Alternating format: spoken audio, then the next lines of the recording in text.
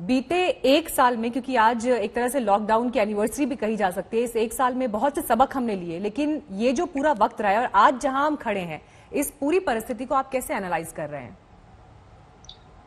मीनाक्षी जी, धन्यवाद। और सभी श्रोताओं को कोविड से बचने के लिए बहुत शुभकामनाएं। और वो जो आप बता रहे हैं उसको ध्यान से सुने, जो हम लोग बता रहे हैं उसको लोग बहुत ध्यान से सुने, ये इसकी बहुत बड़ी आवश्यकता है। एक साल में मीनाक्षी जी बहुत बदलाव आया है भारत में। देखिए, जब हम मार्च 2020 में खड़े थे तो हमारे पास नेशनल इंस्टीट्यूट ऑफ वायरोलॉजी के अलावा कोई दूसरी लैब नहीं थी टेस्टिंग के लिए। आज हमारे पास लगभग 3000 लैब हैं भारत में जो टेस्टिंग कर रही हैं। कोई कंसेप्ट नहीं था कोरोना के बारे में, कैसे इलाज होगा, क्या करना चाहिए, क्वारंटीन क्या होता है, और ये सारी चीजें हुई। और उससे हमने देखा पहले संक्रमण धीमी रफ्तार थी मार्च अप्रैल मई में, उसके बाद जून से लेके नवंबर तक फिर पूरा कोहराम मचा कोविड की वजह से। और हमने देखा एक एक दिन में 1-1 लाख संक्रमित रोगियों की संख्या आ रही थी और मृत्यु दर भी बहुत अत्यधिक थी। हालांकि ओवरऑल अगर आप देखेंगे तो मृत्यु दर कोई बहुत ज्यादा नहीं रही है भारत में, 2% से नीचे ही रही है, बल्कि उससे भी कम रही है। और हम लोगों को समझ में आ गया कि ज्यादातर लोग घर पे अपने को आइसोलेट करके, क्वारंटीन करके और बचाव के उपाय करके ठीक हो सकते हैं अधिकतर लोग।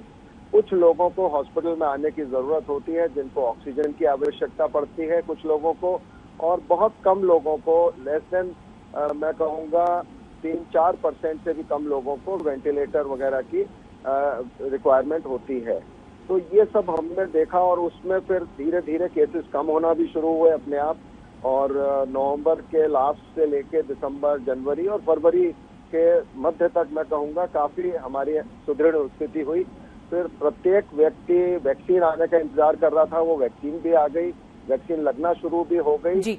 लेकिन अब जो पिछले 2-3 हफ्तों में आया है ट्रेंड, उसमें जिस तरह से संक्रमण बढ़ रहा है और उसमें जो म्यूटेंट वायरसेस हैं वो भी अपना पार्ट प्ले कर रहे हैं।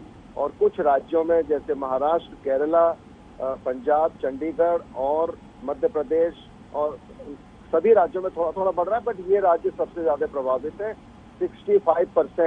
70% जो संक्रमित रोगी हैं वो महाराष्ट्र में है। लेकिन जो सिल्वर लाइनिंग है इसमें, जिसको हम कहते हैं कि जो थोड़ी सी पॉजिटिव साइड है, वो ये है कि संक्रमण बढ़ जरूर रहा है, लेकिन उस अनुपात में हॉस्पिटलाइजेशन या हॉस्पिटल में भर्ती होने की प्रोपोर्शन उतना अनुपात नहीं बढ़ा है।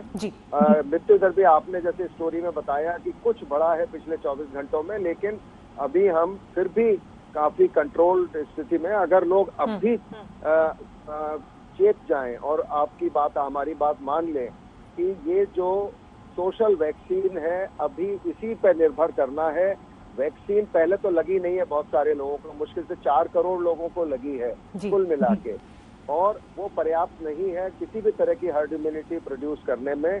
और लोगों को आगे से आगे आके वैक्सीनेशन कराना चाहिए। कोविशील्ड, कोवैक्सीन, जो वैक्सीन मिलती है उसको लगवाएं, ये इसके प्रयोग करें, बेजरूरत बाहर न जाएं, पार्टीज न करें, खाना पीना साथ में बैठ के नहीं करें, तो संक्रमण से काफी हद तक बच सकते हैं। और ये म्यूटेशन तो एक एकेडमिक एक्सरसाइज है वैज्ञानिकों के लिए, इससे जनता को कोई सरोकार नहीं होना चाहिए कि अगर वो ज्यादा फैल रहा है तो भी यही करना है, कम फैल रहा है तो भी यही करना है, म्यूटेशन है तो भी यही करना है, म्यूटेशन नहीं है तो भी यही करना है।